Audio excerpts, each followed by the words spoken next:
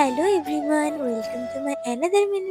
অনেকদিন ধরে বিকেলবেলা হলে কিছু না কিছু আমার খেতে ইচ্ছে করে, তাই জন্য আজকে চলেই গেছিলাম। বাইরে যা ঠান্ডা কি বল। আর এই দেখো, এখানে জি বাংলা থেকে কোনো তারকারা হয়তো এসেছিল, আর শুনছিলাম বোধহয় দিদি নাম্বার ওয়ানের অডিশন নেওয়া হচ্ছে, এমনই কিছু।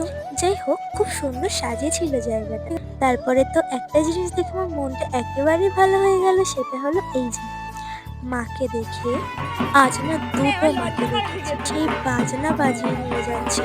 এটা দেখে তো সবারই মন ভালো হয়ে যাবে। আর ওই যে বলেছিলাম খেতে ইচ্ছে করে ভাজা, তাই জন্য এসেছিলাম এই কাকুটার। অনেক কিছুই খাবার হয় এখানে, ফাস্ট ফুড। তো আমার স্পেশালি পছন্দ হয় এই বার্গারটা, তো আমি এটাই নিয়েছিলাম। তারপর বাড়িতে এসে একটা পিসি আমায় বলছে, এটা কি ফল জানিস? আমি তো বলছি জানি না। এটা বলছে কালকে এটা আমাকে মাখিয়ে দিবি। আমি বললাম এটা কি মাখিয়ে খেতে হয় না এমনি খেতে হয় তুমি জানো? বলছে হ্যাঁ, মাখিয়েই দেখ কেমন টেস্ট হয়।